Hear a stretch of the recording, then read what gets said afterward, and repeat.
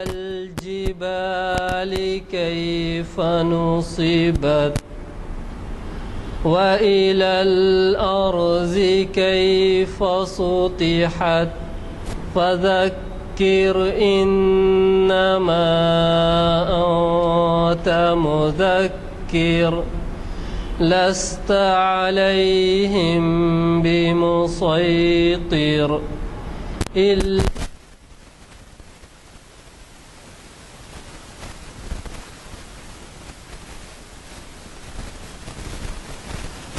الله العذاب الأكبر إن إلينا إيابهم ثم إن علينا حسابهم. جیسے کہ آپ واقف ہیں، آج ایک بہت اہم عنوان سے خطاب ہے، اور وہ بھی ایسا خطاب ہے کہ تاریخ اسلام کے اسکالر، شعبہ عربی کے صدر، یونیورسٹی جو زبانوں کی ہے اس کے صدر رہے ہیں شعبے کے، پروفیسر سید راشد نسیم ندوی صاحب آج ہمیں مخاطب کر رہے ہیں قربانی کا تاریخی پس منظر. اور یہ نشست تاریخ اسلام کی 659ویں نشست ہے. یہ منعقد ہو رہی ہے جامع مسجد عالیہ گن فاؤنڈری کے کانفرنس ہال میں آج بعد نماز عصر 27 سپٹمبر 2014 مطابق ذی الحج 1435 ہجری. آپ کو تو پتہ ہے کہ کل چاند نظر آ گیا اور آج جو ہے 21 ذی الحجہ ہے، اور بہت ہی مبارک دن، مقدس ایام شروع ہو چکے ہیں، حج کے ایام، اور اس میں سیدنا حضرت ابراہیم خلیل اللہ کی قربانی کا جو موقع آ رہا ہے وہ سب آپ اور ہمارے لیے مبارک موقع ہے. مجھے پروفیسر صاحب کے زیادہ تعارف کی ضرورت نہیں سمجھتا کروانے کی. اس کی وجہ یہ ہے کہ وہ بہت سے مساجد میں ان کے خطابات ہوتے ہیں، بہت سے تنظیموں کی طرف سے وہ بلائے جاتے ہیں، اور جیسے کہ میں نے اس سے پہلے بھی کہا ہے کہ ہمارے جو مقررین ہیں وہ حالات کے پس منظر میں عنوان دیتے ہیں خود سے. تو ظاہر ہے کہ یہ عنوان کس قدر اہمیت کا ہے. اور پھر میں ہمیشہ سے کہتا آیا ہوں آپ سے کہ ایسی محفلوں میں شرکت ایک مقدس محفل ہے جس کو عبادت کا درجہ حاصل ہے. مجھے قوی توقع ہے کہ آپ استفادہ کریں گے. اس کا فون بج رہا ہے. قربانی کا تاریخی پس منظر عنوان ہے، اور میں نے جیسے کہا ایسے عنوان سے ہمیں بہت سے استفادے کی ضرورت ہے. یہ ہماری میکینک کی زندگی ہو گئی ہے، اور صرف ایسے ہوتا ہے کہ ہمیں چند لمحات عبادت کے ملے تو ملے، ورنہ پھر ہماری مصروفیات زندگی ہم کو جو ہے عبادات سے اور حقیقی طور پہ عبادت کے مفہوم سے محروم رکھتی ہے. مجھے قوی توقع ہے کہ آپ اس سے استفادہ کریں گے. غور سے سنیے، ان کے مشوروں پر عمل کیجیے. اور پھر آپ کو میں یہ بھی بتا دوں کہ ہمارے دو اور بڑے اہم عنوانات سے خطابات ہیں.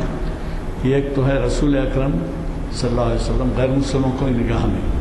یہ اسلامک اسٹڈیز کے اسکالر ہیں جناب سید شاہد حکیم ایم اے عثمانیہ، اور وہ اسکواڈرن لیڈر رہے ہیں انڈین ایئر فورس میں. وہ دلی سے تشریف لا رہے ہیں، ہر 4-6 مہینے میں ایک دفعہ آ کے ہمیں خطاب کرتے ہیں. وہ شریعت انفارمیشن کی 551ویں نشست ہے، اور وہ منعقد ہو رہی ہے 29 سپٹمبر کو، یعنی ہفتے کے دن پیر کے دن. تو اسی طرح کی ایک بہت ہی اہم سرخی ہے. اقبال کی آخری مثنوی جناب مستر مجاز صاحب مخاطب کر رہے ہیں جو آپ کے جانے پہچانے ہیں.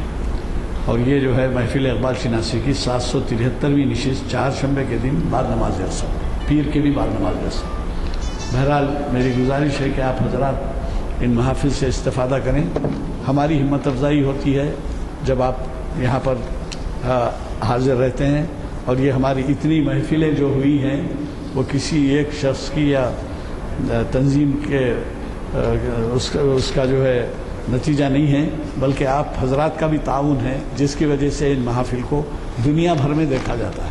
جیسے آپ دیکھ رہے ہیں سامنے آپ کے آلات لگے ہوئے ہیں جو اس کی ترسیل کرتے ہیں، ویب سائٹ. اور یہ اگر آپ نہیں ہیں تو یہاں ویب سائٹ کا نمبر بھی ہے اس کے اوپر، آپ کے ہینڈلز کے اندر، اعلامیوں کے اندر وہ ویب سائٹ کے نمبر لکھ بھیجیے باہر. بیرونی ممالک میں بھی اسے دیکھا جاتا ہے اور پسند کیا جاتا ہے، اور بعض وقت پوچھا جاتا ہے کہ صاحب فلاں کا کیسٹ موجود ہے یا فلاں کے CDs موجود ہیں، کیا ہیں. تو آپ اگر فرض کیجئے اگر آپ کا یا نہ آنا ہو تو گھر میں اپنے بیوی بچوں کے ساتھ بھی بیٹھ کے دیکھ سکتے ہیں، پڑوس میں بیٹھ کے دیکھ سکتے ہیں اگر ٹی وی نہ ہو یا آپ کے ویب سائٹ کے لیے آپ کی سہولت نہ ہو. تو بہرحال میں ایسے مخربین کو دعوت خطاب دے رہا ہوں جو آپ سے کئی مرتبہ خطاب کر چکے ہیں اور شریعت انفارمیشن سروس میں بھی کیے ہیں، تاریخ اسلام میں بھی کیے ہیں. مجھے چندہ بتانے کی ضرورت نہیں ہے کہ وہ ہمیں ہمیشہ کم از کم مہینے میں ایک بار ہی سمجھیے ان کا خطاب ہوتا ہے. اور جب کبھی خطاب ہوتا ہے تو ہمیں ایسا محسوس ہوتا ہے کہ ہمیں بہت کچھ سیکھنے کا موقع ملا. اور ایسی الحمدللہ رب العالمین والصلاة والسلام علی سید المرسلین وعلی آلہ واصحابہ اجمعین، اما بعد. قد قال اللہ تبارک و تعالی فی القرآن المجید والفرقان الحمید: اعوذ باللہ من الشیطان الرجیم، بسم اللہ الرحمن الرحیم. وَاتْلُ عَلَيْهِمْ نَبَأَ ابْنَيْ آدَمَ إِذْ قَرَّبَا قُرْبَانًا فَتُقُبِّلَ مِنْ أَحَدِهِمَا وَلَمْ يُتَقَبَّلْ مِنَ الْآخَرِ قَالَ لَا أَقْتُلَنَّكَ قَالَ إِنَّمَا يَتَقَبَّلُ اللَّهُ مِنَ الْمُتَّقِينَ صدق اللہ العظیم. بزرگوں اور دوستو، قربانی کا زمانہ قریب آ چکا ہے. جیسے کہ ابھی آپ کے سامنے ایڈوکیٹ صاحب نے تذکرہ کیا کہ آج 1 ذی الحجہ ہے. 9 دن بعد انشاءاللہ عید الاضحیٰ ہوگی اور اس موقع پہ قربانی پیش کی جائے گی ان شرطوں کے ساتھ جن شرطوں کا تذکرہ فقہا نے اپنی کتابوں میں کیا ہے، استطاعت وغیرہ کا. کیونکہ اللہ کے رسول صلی اللہ علیہ وسلم نے ارشاد فرمایا کہ یوم النحر کو یعنی قربانی کے دن 10 ذی الحجہ کو اللہ تعالیٰ کو ابن آدم کا کوئی عمل اتنا پسند نہیں آتا جتنا کہ خون بہانا اور قربانی دینا. یعنی قربانی دینا یہ اس دن کا مقبول ترین عمل ہے جو اہل ایمان کو اپنانا چاہیے. یہ قربانی دراصل اپنے پیچھے ایک تاریخی پس منظر رکھتی ہے. اس کی بڑی لمبی تاریخ ہے اور اس کے تانے بانے مل جاتے ہیں حضرت آدم علیہ السلام کے زمانے سے. چنانچہ جو آیت تلاوت کی گئی وہ حضرت آدم علیہ السلام اور ان کے 2 صاحبزادوں کے تذکرے پر مبنی ہے، جس میں اللہ تعالیٰ ارشاد فرماتا ہے: وَاتْلُ عَلَيْهِمْ نَبَأَ ابْنَ آدم، اے اللہ کے رسول لوگوں کو آدم کے دونوں لڑکوں کی اطلاع بتا دیجئے، خبر سنا دیجئے. وہ کیا خبر ہے، وہ کیا اطلاع ہے، وہ کیا واقعہ ہے جو اللہ تعالیٰ بیان فرما رہا ہے؟ وہ واقعہ آپ نے بچپن سے سنا ہوگا، حابیل و قابیل کا واقعہ ہے۔ اگرچہ کہ قرآن پاک میں یہ دونوں نام نہیں آئے، لیکن صحیح روایتوں میں یہ دونوں نام آئے ہیں کہ ان دونوں نے قربانی پیش کی۔ ایک بھائی حابیل تھے، دوسرے بھائی قابیل تھے۔ بڑے قابل تھے، چھوٹے حابیل تھے، اور کسی مسئلے میں فیصلہ کرنا تھا تو حضرت آدم علیہ السلام نے یہ اشارہ فرمایا کہ جس کی قربانی قبول ہوگی اس کے حق میں فیصلہ ہوگا۔ آیا وہ نکاح کا مسئلہ، شادی کا مسئلہ تھا یا کیا مسئلہ تھا پتہ نہیں، کیونکہ قرآن مجید میں اللہ تعالیٰ نے اس کی بہت زیادہ وضاحت نہیں فرمائی، اور حضور اکرم صلی اللہ علیہ وسلم نے بھی اس کی صراحت نہیں فرمائی۔ تفسیر کی روایتوں میں نکاح اور شادی کا مسئلہ بیان کیا جاتا ہے، اسے میں صرف نظر کرتے ہوئے صرف یہ عرض کرنا چاہتا ہوں کہ قابیل کھیتی کیا کرتے تھے، حابیل وہ مویشی چرایا کرتے تھے۔ دونوں نے قربانی پیش کی۔ حابیل نے اپنے مویشیوں میں سے سب سے تندرست جانور نکال کر اللہ تعالیٰ کے نام پر اس کو قربان کیا حسن نیت کے ساتھ، اور قابیل نے روایتوں کے بموجب ردی قسم کے غلے کو اللہ تعالیٰ کے نام پر نکالنے کی کوشش کی۔ قرآن مجید میں ایک مقام پر یہ اشارہ آیا ہے کہ قربانی کی قبولیت کی جو علامت ہوا کرتی تھی پچھلے زمانے میں، جو نشانی ہوا کرتی تھی، وہ یہ کہ کسی وقت ایک آگ آتی اور وہ آگ لگ جاتی اور وہ قربانی جل کے بھسم ہو جاتی، ختم ہو جاتی، اس سے یہ سمجھا جاتا ہے کہ یہ قربانی قبول ہو گئی۔ اب آپ سوچیں گے کہ اس زمانے میں یہ اچھا خاصا سامان کیوں برباد کر دیا جاتا تھا؟ جو بھی قربانی میں جو بھی اللہ کے نام پہ نکالا گیا وہ کسی غریب کو، تو زمانے میں غریب کا تصور ہی نہیں تھا، لوگ سب محنت کرتے تھے اور دنیا بالکل خالی تھی اور غلے کی فراوانی تھی، اسی لیے خیرات کا وہ کانسیپٹ نہیں تھا کہ غریب کو تلاش کر کے دیا جائے۔ تو دھیرے دھیرے جب آبادی بڑھ گئی اور معذورین بڑھ گئے اور بوڑھے بڑھ گئے اور حادثات ہوتے چلے گئے تو پھر یہ خیرات کا مسئلہ آیا۔ تو میں عرض کر رہا تھا کہ ہر دو نے اپنی اپنی قربانیاں پیش کی، قربا قربانا، ہر دو نے قربانی پیش کی۔ یہ ہے قربانی کا تذکرہ جو قرآن پاک میں اللہ تعالیٰ نے فرمایا۔ قربان یہ لفظ بنا ہے قرب سے، اردو میں بھی ہم استعمال کرتے ہیں نزدیک، قرب کے معنی نزدیک کے ہوتے ہیں، قریب کا لفظ بھی ہم استعمال کرتے ہیں اردو میں۔ اللہ تعالیٰ کا تقرب حاصل کرنے کے لیے کچھ پیش کرنا، یہ دراصل قربانی ہے، جس کو عربی میں قربتن بھی بولتے ہیں۔ قربتن کا استعمال بھی ہوا اور قربانن کا لفظ بھی استعمال ہوا، اور اس کے معنی یہ ہوتے ہیں کہ اللہ تعالیٰ کا تقرب حاصل کرنے کے لیے کچھ نکالنا، اپنے خزانے میں سے کچھ خرچہ کرنا۔ پھر اس کی شکل دھیرے دھیرے یہ بنی کہ جانور قربان کیا جائے، جانور ذبح کیا جائے، اور یہ ایک عبادت تصور کی گئی۔ یہ کیسے رائج ہوا، انشاءاللہ چند چیزیں آئیں گی آپ کے سامنے۔ تو حابیل اور قابیل نے اپنی اپنی قربانیاں پیش کی۔ قابیل نے کھیتی کا کچھ غلہ پیش کیا اور حابیل نے اپنے جانوروں میں سے ایک تندومند تندرست قسم کے جانور کو، اچھے جانور کو قربان کیا۔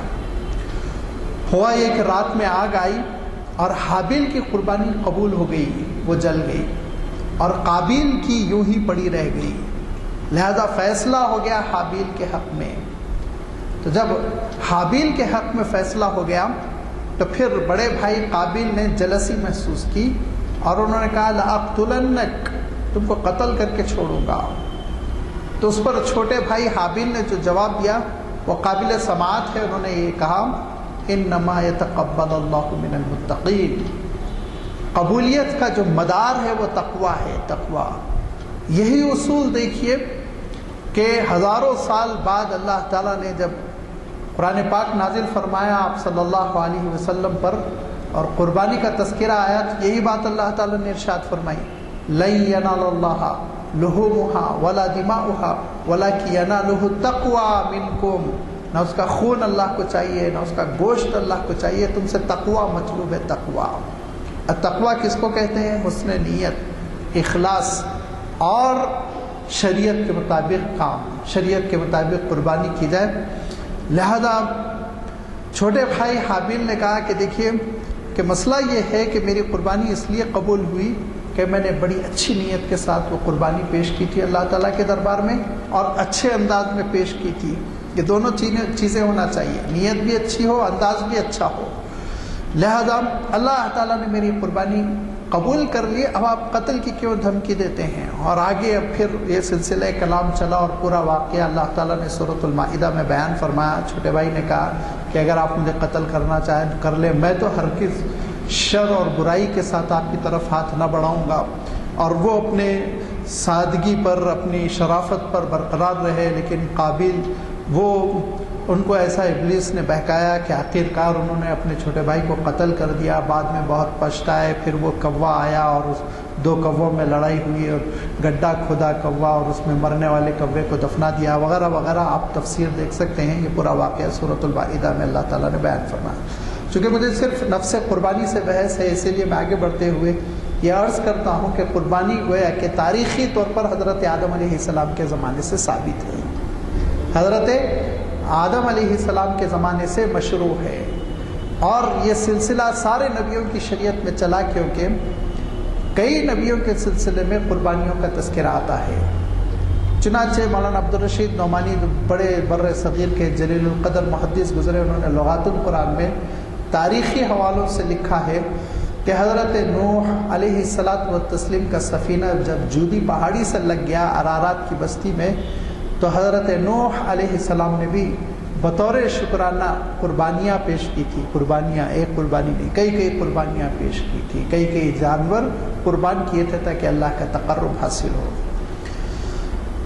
پھر آپ جانتے ہیں کہ حضرت ابراہیم علیہ السلام اللہ تعالیٰ کے دربار میں بہت قربانی پیش کرتے تھے، یہاں تک کہ حضرت ابراہیم علیہ السلام کے سلسلے میں آتا ہے کہ آپ نے پرندوں کو بھی بطور قربانی پیش کیا، اور دمبوں اور مینڈوں کو بھی، اور اونٹ کو بھی۔ یہ ساری قربانیاں جب حضرت ابراہیم علیہ السلام نے پیش کر دی تو اللہ تعالیٰ نے حضرت ابراہیم علیہ السلام سے ایک اور قربانی کا مطالبہ کیا، جو بہت ہی عظیم الشان قربانی تھی، جس کا تذکرہ خود اللہ تعالیٰ سورہ صافات میں بیان کرتا ہے کہ فلما بلغ معه السعی، جب ان کا بیٹا، ان کے صاحبزادے چلنے پھرنے کے قابل ہو گئے حضرت اسماعیل علیہ السلام، تو اللہ تعالیٰ نے حضرت ابراہیم علیہ السلام پر وحی بھیجی کہ اس بیٹے کو قربان کرنا ہوگا۔ پہلا دن تو غور و فکر میں گزر گیا، 8 ذی الحجہ کا جو یوم الترویہ کہلاتا ہے، ترویہ کے معنی سوچنے کے ہوتے ہیں، تردد تفکر کے ہوتے ہیں۔ پھر خواب وہی متواتر دوسری رات آیا، تو دوسرا دن حضرت ابراہیم علیہ السلام پہچان گئے کہ یہ خواب دراصل اضغاث و احلام نہیں ہے، پریشان خیالات نہیں ہیں، بلکہ یہ دراصل وحی الہی ہے، اور بیٹے کو قربان کرنا ہے۔ یہ 9 ذی الحجہ عرفہ، اس دن چونکہ وہ جان گئے اسی لیے عرفہ کا دن کہلایا۔ اور پھر یہی خواب تیسری رات بھی جب آیا تو حضرت ابراہیم علیہ السلام اپنے فرزند حضرت اسماعیل علیہ السلام سے کہتے ہیں کہ میں نے خواب میں دیکھا، یہ وحی آ رہی ہے کہ بیٹا میں تم کو ذبح کر رہا ہوں، قربان کر رہا ہوں اللہ تعالیٰ کے دربار میں۔ تو حضرت اسماعیل علیہ السلام نے جو جواب دیا وہ آپ جانتے ہیں کہ یا ابت افعل ما تؤمر ستجدنی انشاءاللہ من الصابرین، ابا جو اللہ کا حکم ہے وہ آپ کیجئے، انشاءاللہ میں ثابت قدم رہوں گا۔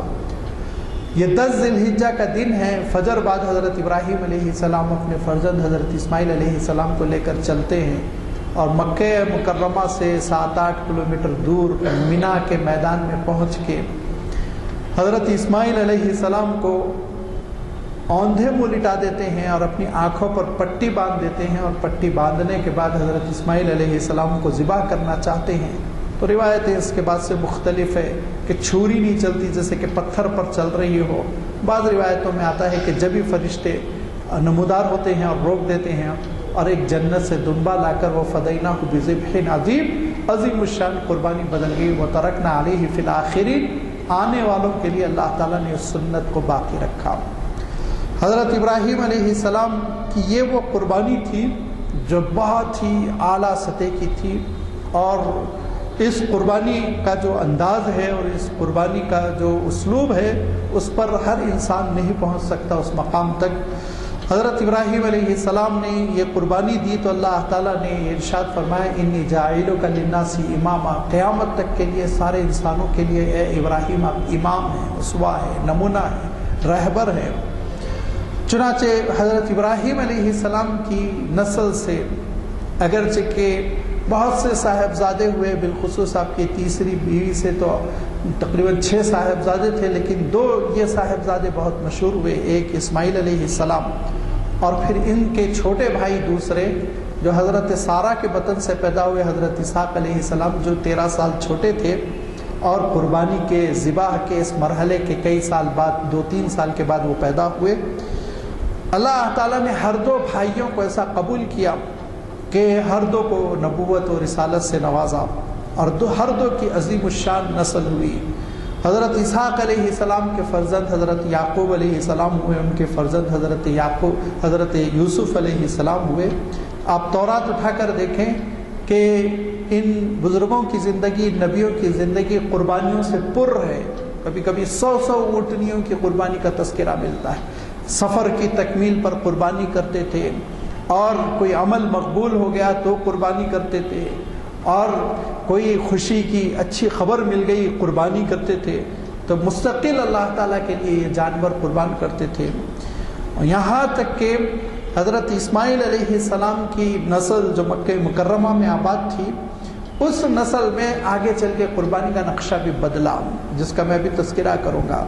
لیکن حضرت اسحاق علیہ السلام کی نسل میں، حضرت یعقوب علیہ السلام کی نسل میں قربانی کا رواج رہا، اور قربانی کے ذریعے سے اللہ تعالیٰ کا تقرب وہ حاصل کرتے رہے، یہاں تک کہ حضرت موسیٰ علیہ السلام کا تذکرہ جو تورات میں آتا ہے تو سفر تکوین میں صاف لکھا ہوا ہے کہ حضرت موسیٰ علیہ السلام نے بھی فرعون سے نجات پر جبکہ وہ وادی طی میں پہنچ گئے تو پھر حضرت موسیٰ علیہ السلام نے باضابطہ قربانی پیش کی اللہ تعالیٰ کے دربار میں، اور ایک جانور قربان کیا۔ حضرت عیسیٰ علیہ السلام کے سلسلے میں البتہ کسی قربانی کا کوئی تذکرہ تاریخی روایتوں میں نہیں آتا ہے، بہت ممکن ہے تاریخی روایتیں محفوظ نہ رکھ سکی ہوں، لیکن حضرت عیسیٰ علیہ السلام نے کیا ہو، خیر یہ ایک بہت ہی تحقیقی مقام ہے، اس کو میں چھوڑتے ہوئے یہ کہتا ہوں کہ اہل کتاب نے دھیرے دھیرے اپنی شریعت سے قربانی کے کانسیپٹ کو نکال دیا، دھیرے دھیرے ان کی تاریخ اور ان کی شریعت اور ان کے احکام میں قربانی نہیں رہ گئی، لیکن یہ قربانی کی اہمیت حضرت اسماعیل علیہ السلام کی نسل میں بہت تھی، اور حج کے موقع پہ تو قربانی دی ہی جاتی تھی، لیکن کچھ خرافات پیدا ہو گئی تھی، اور ان خرافات میں سے ایک تو یہ کہ غیر اللہ کو بھی شریک کر لیا جاتا تھا، جو قطعاً حرام ہے۔ جانور ذبح صرف اللہ کے نام پہ ہو سکتا ہے، غیر اللہ کے نام پہ نہیں ہو سکتا، کیونکہ اللہ تعالیٰ نے جان دی ہے، اللہ کے نام سے اس کی جان لی جا سکتی ہے، غیر اللہ کے نام پر جان نہیں لی جا سکتی ہے۔ دوسرا جو ان کے درمیان ایک بہت ہی برا رواج پڑ گیا تھا وہ یہ کہ وہ یہ سوچتے ہوئے کہ ہمارے جد امجد حضرت ابراہیم علیہ السلام نے اپنے بیٹے کی قربانی دی تھی تو ہم کو بھی اپنی بیٹوں کی قربانی دینا چاہیے، لہذا کبھی کبھی شرک کے ساتھ یہ خرافات ہوتی ہے، یہ جہالت ہوتی ہے کہ اولاد کی قربانی بھی دے دی جاتی ہے۔ اللہ تعالیٰ خود ارشاد فرماتا ہے کہ وَلَقَدْ زَيَّنَا لِكَثِيرٍ مِّنَ الْمُشْرِكِينَ قَتْلَ أَوْلَادِهِمْ شُرَكَاؤُهُمْ، کہ جھوٹے خداؤں نے مشرکین کو پٹی پڑھا دی کہ وہ اولاد کو بھی قتل کر جاتے ہیں، اولاد کو قتل کرنے میں بھی دریغ نہیں کرتے۔ لہذا یہ قربانی جس کا ایک تصور تو باقی تھا بنی اسماعیل میں، لیکن کچھ خرافات اس میں شامل ہو گئے، یہ حضور اکرم صلی اللہ علیہ وسلم سے پہلے ایک عجیب و غریب انداز میں ظاہر ہوئی۔ اس انداز میں ظاہر ہوئی کہ عبد المطلب، ان کے فرزند ہاشم، وہ نوجوان ہوئے اور ان کا نکاح ہوا تو ان کو بیٹا ہوا. جب بیٹا ہوا تو انہوں نے یہ نیت کی کہ اے اللہ اگر مجھے 10 بیٹے ہو جائیں اور پورے کے پورے جوان ہو جائیں تو سب سے چھوٹے بیٹے کو تیرے لیے قربان کر دوں گا. اور یہ بھی اس میں کہہ دیا کہ فلاں بت کے سامنے لے جا کے میں ان کو قربان کروں گا. یہ انہوں نے منت کر لی, یہ نظر مانگ لی. لہذا اب اس کے بعد سے دھیرے دھیرے بیٹے ہوتے چلے گئے اور آخری جو بیٹا ہوا, سب سے چھوٹا جو بیٹا ہوا وہ عبداللہ. اور عبداللہ پیدا ہوئے اسی وقت لوگوں کو دھکا لگا کہ خوبصورت سا بچہ 10واں پیدا ہو گیا اور انہوں نے منت کر رکھی ہے اے اللہ 10 بیٹے ہو گئے اور سارے کے سارے جوان ہو گئے تو سب سے چھوٹے بیٹے کو قربان کر دوں گا, یہ سب سے چھوٹا 10واں ہے, لہذا کیا ہوگا. گھبراہٹ کی سی کیفیت تھی. اور ہاشم بھی بہت خاموش رہے, اپنے کام سے کام. دیکھتے دیکھتے عبداللہ جوانی کی دہلیز تک پہنچ گئے. بڑے ہی حسین اور بہت ہی اچھے اخلاق کے خلیق, باغ و بہار, لوگ سب ان سے محبت کرتے. لہذا جب وہ جوان ہو گئے تو ہاشم کو اپنی منت یاد تھی, ہاشم کو اپنی منت یاد تھی, بھلایا نہیں تھا انہوں نے. جو نظر مانگی تھی وہ نظر یاد تھی. لہذا عبداللہ کو لے کر ایک دن وہ خاموشی سے نکلے. لوگوں نے تاڑ لیا, دیکھ لیا کہ عبداللہ کو لے کے نکلے ہیں, ان کی نیت شاید یہی ہوگی کہ یہ عبداللہ کو ذبح کرنا چاہتے ہوں. لہذا بہنیں رونے لگی, چیخنے پکارنے لگی, کیونکہ وہ بہت جان نچھاور کرتی تھی, بہت محبت کرتی تھی عبداللہ سے. شور ہو گیا مکہ مکرمہ میں کہ آج ہاشم اپنے بیٹے عبداللہ کو قربان کریں گے, مینا لے جائیں گے, وہاں جو ہے ذبح کر دیں گے. اب اس کے بعد سے سارا شہر جمع ہو گیا اور تماشا دیکھ رہے ہیں اور دونوں طرف لوگ کھڑے ہوئے, دھیرے دھیرے ہاشم عبداللہ کے ساتھ آگے بڑھ رہے ہیں. تو اس موقع پر ایک صاحب یہ کہتے ہیں عبداللہ ایسا کیوں نہیں کرتے, اتنا گھر والے رو رہے ہیں, تڑپ رہے ہیں. تو ہاشم نے کہا کہ دیکھیے میں تو اپنی منت سے باز آنے والا نہیں, میں تو قول کا پکا ہوں, کر کے رہوں گا. تو کہا نہیں, میں جو مشورہ دے رہا ہوں آپ سنیے کہ آپ ایسا کیجئے کسی کاہن کے پاس جائیے, اس سے مشورہ لیجئے. اس زمانے میں کاہن پجاریوں کی طرح ہوتے تھے, جیتوش گیان کی طرح بڑے سائنٹسٹ سمجھے جاتے تھے, صحیح مشورے دینے والے سمجھے جاتے تھے. ابھی تو آپ صلی اللہ علیہ وسلم کی رسالت آئی ہی نہیں, زمانے جاہلیت چل رہا ہے. چنانچہ ان کو یہ بات سمجھ میں آئی اور یمن کے ایک مشہور کاہن سے مشورہ کیا. تو اس نے کہا کہ ٹھیک ہے, ایک گنجائش ہے کہ تم عبداللہ کا اور ایک اونٹ کا یہ نام قرآن میں ڈالو. اگر عبداللہ کا نام اٹھ جائے تو اونٹ میں اضافہ کر دو, اور اونٹ کا اگر اونٹ کی پرچی اٹھ جائے تو اونٹ کو قربان کر دو. لہذا قرآن اندازی کی گئی, پرچی ڈالی گئی, عبداللہ کا نام اور اونٹ. عبداللہ کا نام نکلا, 2 اونٹ اور عبداللہ, پرچی ڈالی گئی, پھر عبداللہ کا نام نکلا. 3 اونٹ اور عبداللہ, پھر عبداللہ کا نام نکلا. 4 اونٹ اور عبداللہ, پھر عبداللہ کا نام نکلا. بڑھتے بڑھتے 100 اونٹ پر جانے کے بعد اونٹ کی پرچی اٹھی, اونٹ کا نام نکلا. تو 100 اونٹ ذبح کیے گئے مکہ مکرمہ میں. 3 دن متواتر دعوت رہی, لوگ آ کے اونٹ کا گوشت کھاتے رہے. اس طرح سے عبداللہ بیچاروں کی جان بچی. اور پھر آپ جانتے ہیں کہ وہ جوان ہوئے, اور جوان ہونے کے بعد ان کا نکاح حضرت بی بی آمنہ سے ہوا. اور حضرت بی بی آمنہ آپ ہی کے فرزند پھر آپ صلی اللہ علیہ وسلم. تو آپ صلی اللہ علیہ وسلم کبھی کبھی فخر سے فرمایا کرتے تھے انا ابن ذبیحین, میں 2 ذبیحوں کا بیٹا ہوں, میں 2 ذبیحوں کا بیٹا ہوں. ایک کون؟ حضرت اسماعیل علیہ السلام جد امجد, اور دوسرے کون؟ حضرت عبداللہ.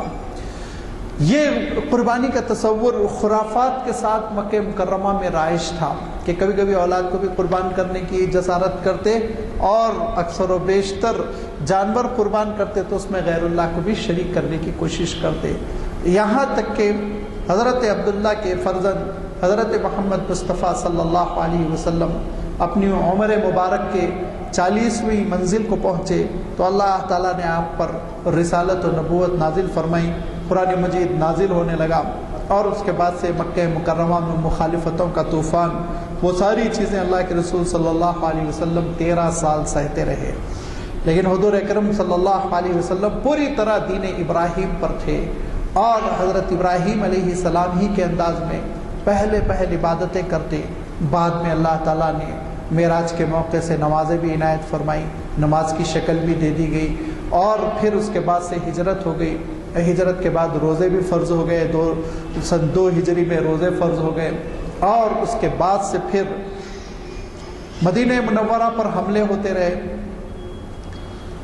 یہاں تک کہ سن 8 ہجری میں حضور اکرم صلی اللہ علیہ وسلم نے مکہ مکرمہ کا قصد کیا، کیونکہ آپ جانتے ہیں کہ سن 7 ہجری میں آپ صلی اللہ علیہ وسلم صلح حدیبیہ سے واپس آ گئے تھے، عمرہ نہیں کر پائے تھے، وہ ایک پچھتاوا تھا، آپ نے معاہدہ کیا تھا کہ اب ہمارے میں اور تمہارے میں کوئی جنگ نہیں ہوگی، ہم آرام سے رہیں گے، 10 سال تک کوئی خون خرابہ نہیں ہوگا، لیکن مکے کے لوگوں نے خلاف ورزی کی اور مسلم چرواہوں پر حملہ کیا، ان کے جانوروں کو لوٹ لیا۔ جب بار بار یہ اطلاع آئی تو آپ صلی اللہ علیہ وسلم نے قاصد کو بھیج دیا، مکے والوں کو کہہ دیا کہ تمہارا معاہدہ ٹوٹ گیا، تم ہمیشہ جو ہے وعدہ خلافی کر رہے ہو، لہذا اب میں تمہاری طرف آنے والا ہوں، جو کرنا ہے کر لو۔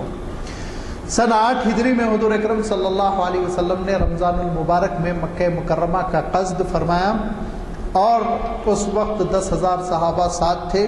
حضور اکرم صلی اللہ علیہ وسلم نے مظاہر شرک کو فتح مکہ کے بعد ختم کر دیا، حدود حرم سے شرک کو آپ صلی اللہ علیہ وسلم نے ہمیشہ کے لیے ختم کر دیا، اور بیت اللہ کو ویسے ہی پاک و صاف کر دیا اللہ کی عبادت کے لیے جیسے حضرت ابراہیم علیہ السلام نے بنایا تھا اللہ کے حکم سے، اور حضرت اسماعیل علیہ السلام کو ساتھ لے کر ان کی مدد کے ساتھ۔ لہذا حضور اکرم صلی اللہ علیہ وسلم نے ایک عمرہ کیا، اور عمرہ کرنے کے بعد پھر آپ صلی اللہ علیہ وسلم واپس آ گئے، اور دوسرے سال اللہ کے رسول صلی اللہ علیہ وسلم نے حضرت ابوبکر کو پہلا اسلامی حج کرنے کے لیے بھیجا سن 9 ہجری میں، اور اسی موقع پہ حضرت علی رضی اللہ تعالیٰ عنہ کو منادی بنا کر بھیجا، جو اعلان کرتے چلے گئے، سورہ برات کی تلاوت کرتے چلے گئے، جس میں یہ کہہ دیا گیا تھا کہ مشرکین کو 4 مہینے کی مہلت ہے، وہ 4 مہینے میں یا تو اسلام قبول کر لیں یا مکہ چھوڑ کر کہیں چلے جائیں۔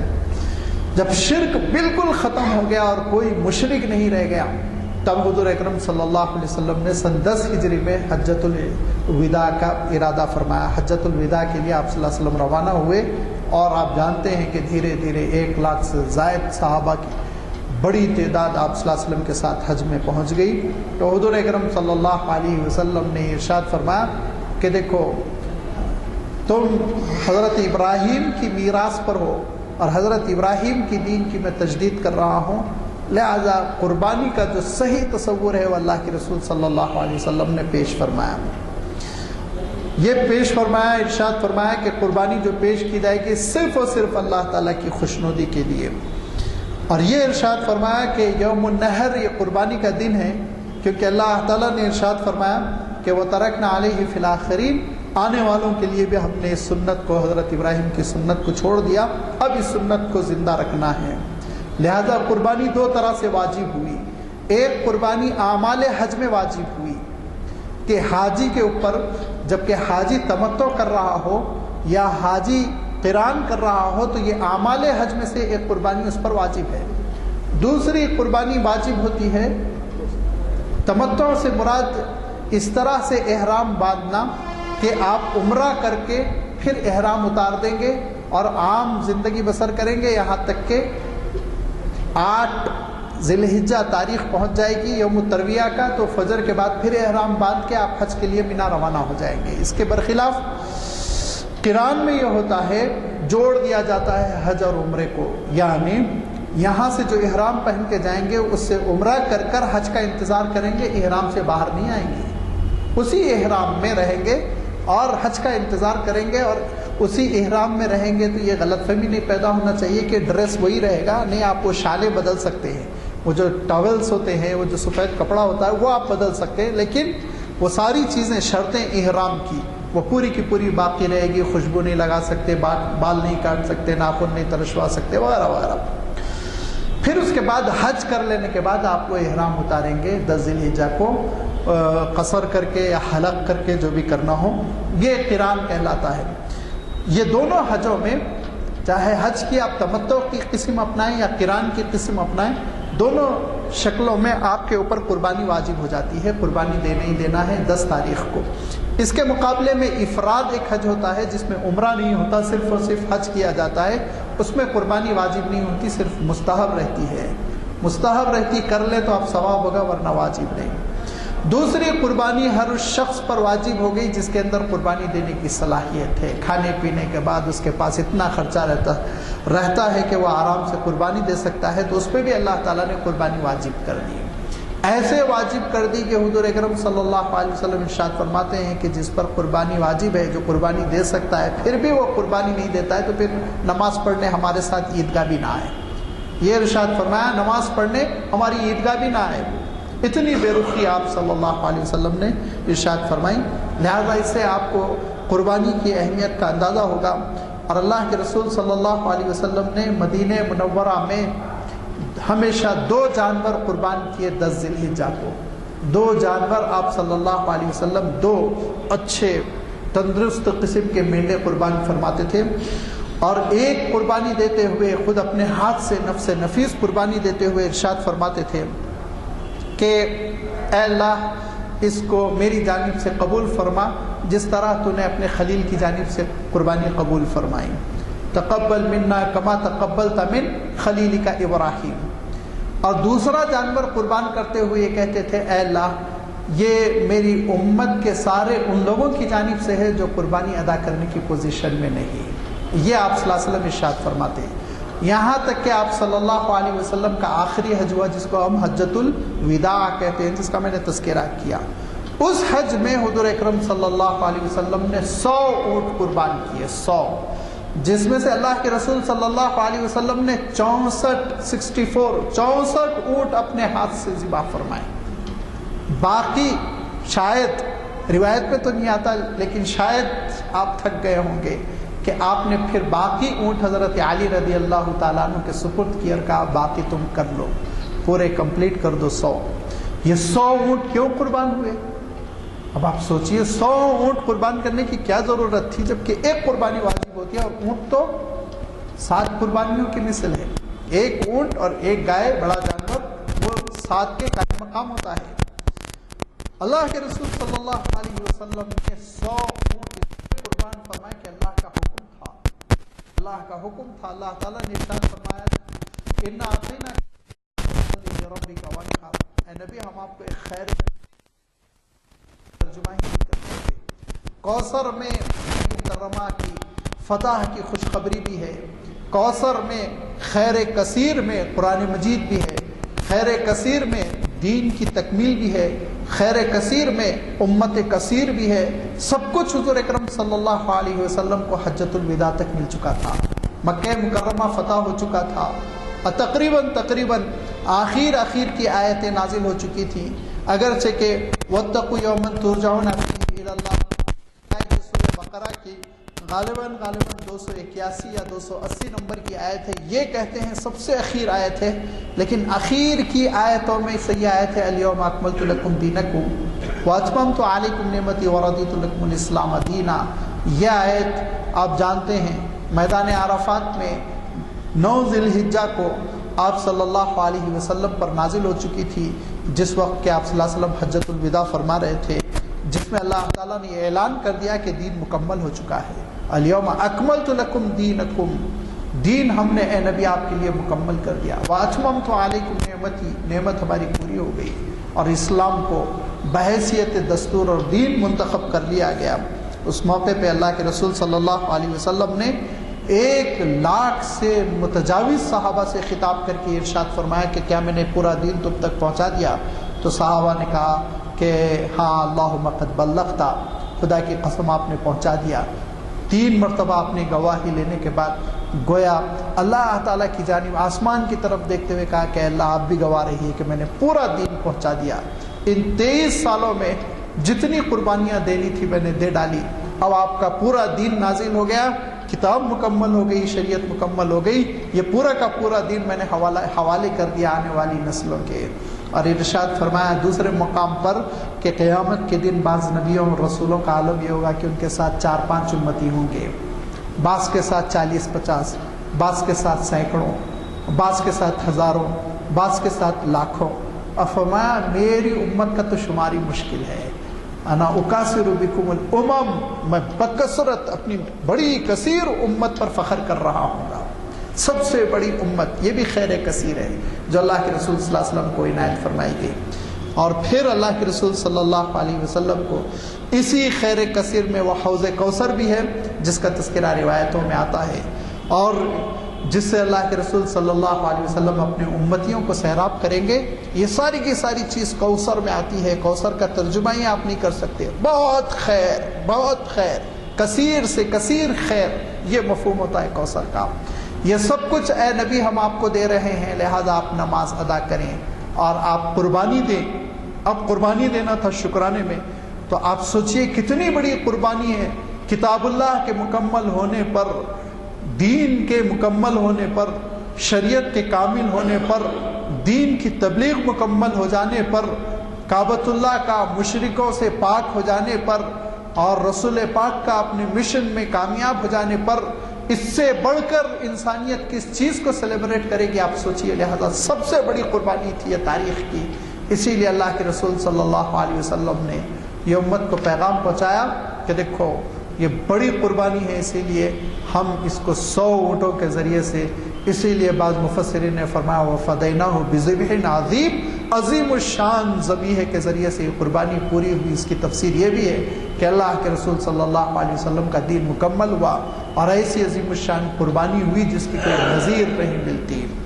پھر اللہ کے رسول صلی اللہ علیہ وسلم نے اپنی امت کے لیے اس قربانی کو مشروع کیا اور اس قربانی کی تاکید کی. جیسے کہ میں یہ ابھی حدیث کوٹ کر چکا ہوں کہ آپ نے یوم النحر کے سلسلے میں ارشاد فرمایا، 10 ذی الحجہ کے سلسلے میں ارشاد فرمایا کہ اس دن قربانی سے زیادہ مقبول کوئی چیز نہیں ہوگی.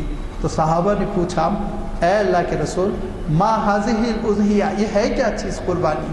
تو حضور اکرم صلی اللہ علیہ وسلم ارشاد فرماتے سنت ابیکم ابراہیم، تمہارے جد امجد ابراہیم کی سنت ہے.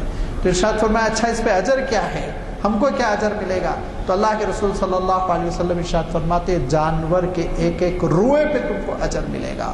پھر فرمایا یاد رکھو کہ اس سے پہلے کہ اس جانور کے خون کا قطرہ زمین پہ گرے، اس سے پہلے کہ زمین پہ گرے اللہ کے پاس پہنچے گا، اللہ کے پاس مقبول ہوگا. لہذا یہ وہ قربانی کی ایک عظیم الشان تاریخ ہے، ایک عظیم الشان وراثت ہے جو امت مسلمہ کے پاس محفوظ ہے. ساری امتوں نے اس کو کھو دیا. یہ امت انشاءاللہ قیامت تک اللہ تعالیٰ کی خوشنودی کے لیے اسی طرح قربانی کرتی رہے گی جس طرح اللہ کے رسول صلی اللہ علیہ وسلم نے اسوہ چھوڑا. وآخر دعوانا ان الحمد للہ رب العالمین. آیا اس پر جس پر کہ زکوٰۃ واجب ہے نہیں، یہ دونوں میں فرق ہے. زکوٰۃ تو واجب ہوتی ہے، زکوٰۃ کا ایک خاص نصاب ہونا چاہیے، اور وہ نصاب آپ جانتے ہیں کہ 7.5 تولے سونا یا 52 تولے چاندی یا اس مقدار میں کیش اگر سال بھر پڑا رہے تو زکوٰۃ واجب ہوتی ہے. قربانی کے لیے یہ شرط نہیں ہے، ہرگز نہیں. قربانی کے لیے صرف اتنا ہے کہ آپ کھاتے پیتے ہیں اور قربانی دینے کے موقف میں ہیں بس، تو آپ قربانی دیں گے.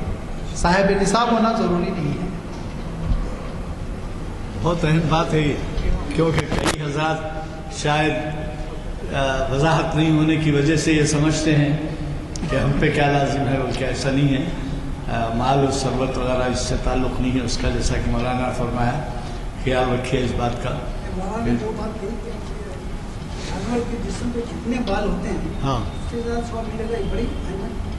حدیث شریف، حدیث شریف بالکل اشارت نجرون فرمایا آپ صلی اللہ علیہ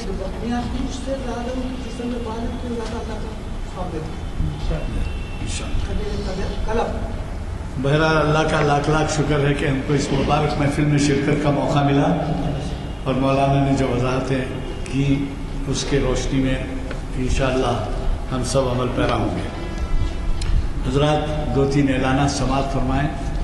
ایک تو یہ کہ میں نے پہلے ہی کہا ہے آپ سے کہ ہمارا اگلا جو پروگرام ہے شریعت انفارمیشن سروس کی 551ویں نشست ہے، اور وہ ہے پیر کے دن یعنی 29 سپٹمبر پرسوں، اور وہ ہے رسول اکرم صلی اللہ علیہ وسلم غیر مسلموں کی نگاہ میں.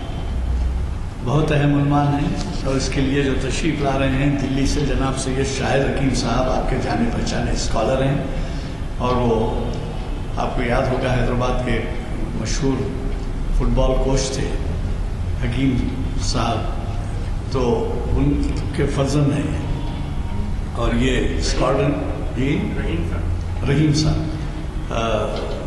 رحیم صاحب ان کے والد تھے، فٹ بال کوچ تھے، نیشنل فٹ بال کوچ تھے، اور وہ جو ہے سید شاہد حکیم صاحب کے والد تھے۔ تو میرے خیال میں یہ اہم عنوان سے بھی آپ استفادہ کریں گے۔ یہ شریعت انفارمیشن سروس کی 551ویں نشست ہے، 29 کو پرسوں بعد نماز عصر اسی جگہ، اور آپ ہی کے جانے پہچانے بین الاقوامی شہرت رکھنے والے جناب مصطفیٰ مجاز صاحب، جنہوں نے اقبال کے فارسی کلام کا ترجمہ کیا ہے اردو میں، اور وہ بہت ہی بین الاقوامی سطح پہ مشہور ہوئی ہے۔ ابھی حال میں اردو ہال میں اس کا وہ کتاب ریلیز ہوئی ہے۔ تو اقبال کے آخری مثنوی کے عنوان سے وہ جو ہے مخاطب کر رہے ہیں چہارشنبے کے دن 773ویں نشست، اور وہ ہے 1 اکتوبر۔ البتہ ظاہر ہے کہ اب وہ پیر کے دن ہمارا چونکہ ہمارا عید طے پا چکی ہے اگلے پیر کو، تو اس وقت ہم شاید یہ محفل نہیں رکھ سکیں گے۔ اور دوسری بات یہ ہے کہ ایک اہم عنوان سے صحت کے بارے میں ہے، اس لیے آپ کو بتا دے رہا ہوں۔ حیدرآباد کا ایک نامور ہاسپٹل ہے جو بین الاقوامی طور پہ مشہور ہے، کیپٹل کیئر ہاسپٹل، 28 تاریخ کو یعنی اتوار کے دن کل بین الاقوامی طور پر ایک ورلڈ ہارٹ ڈے منایا جا رہا ہے۔ تو یہ ہارٹ ڈے دنیا میں منایا جا رہا ہے، تو اس کو ہم سے پبلک گارڈن واکرز ایسوسی ایشن سے اپروچ کیا گیا ہے کہ آپ ارینج کریے، تو ہم نے ارینج کیا ہے۔ کل صبح 7 بجے اس کے مشہور معروف کیئر ہاسپٹل کے ڈاکٹر ہیں نرمل کمار، وہ مخاطب کر رہے ہیں 7 بجے، 1 گھنٹے کے لیے تشریف لائیے۔ یہ بس سمجھیے کہ میرے کو کیا کرنا ہے، ہارٹ میں تو میں صحت مند ہوں، بلکہ یہ کرنا ہے کہ آپ بھی صحت مند ہیں تو احتیاط کریں گے، اور کبھی ضرورت پڑے تو آپ نے فوری مشورے کی ضرورت پڑے تو کسی اڑوس پڑوس رشتے دار بچے وغیرہ کو جو ہے احتیاطی تدابیر کے طور پہ بھی وہ بتائیں گے۔ کل ضرور شرکت فرمائیے، ایسے موقع کم آتے ہیں۔ اب اس سے اندازہ لگائیے کہ بین الاقوامی طور پہ یہ ہارٹ ڈے منایا جا رہا ہے، تو کتنے لوگوں کو جو ہے یا اس عارضے کا خوف ہے، یا کتنے مبتلا ہیں۔ اور پھر آپ سے ایک مزید گزارش کرتے ہوئے میں اپنا خطاب ختم کرتا ہوں کہ یہ جو ہمارے محافل ہو رہے ہیں، یہ آپ ہی کے تعاون کا نتیجہ ہے کہ یہ کامیابی سے چل رہے ہیں۔ اب تک 659 نشستیں ہو چکی تاریخ اسلام کی، 551 ہو چکی شریعت انفارمیشن، اور پھر محفل اقبال کی 773 کی۔ ہر سال 45ویں نشستیں ہوتی ہیں۔ 45 وجہ یہ ہے کہ رمضان میں نہیں ہوتی، اور کبھی ناگہانی صورت پیش آئے، کوئی تہوار آ جائے یا کوئی کرفیو وغیرہ ہو جائے، ورنہ یہ جو ہے 45 سے آپ ان کو ڈیوائڈ کر کے دیکھ لیجئے، کوئی 12 سال کوئی 15 سال کوئی 18 سال اس اتنے چل رہے ہیں۔ تو اس کو کسی ایک کی کامیابی مت سمجھیے، یہ سب آپ کی کامیابی ہے جو آپ تعاون کرتے ہیں، تو ہمارے منتظمین کی ہمت بنتی ہے، اور وہ جو ہے آپ کے سامنے ایسے ایسے پروفیسرز، علماء، بین الاقوامی شہرت رکھنے والے اشخاص، مختلف مضامین کے، مختلف عنوانات کے، وہ آپ سے مخاطب ہوتے ہیں، جس سے استفادہ کا سلسلہ جاری رکھیے، ہماری بھی ہمت افزائی ہوگی۔ میں مولانا سے دعا کی گزارش کروں گا۔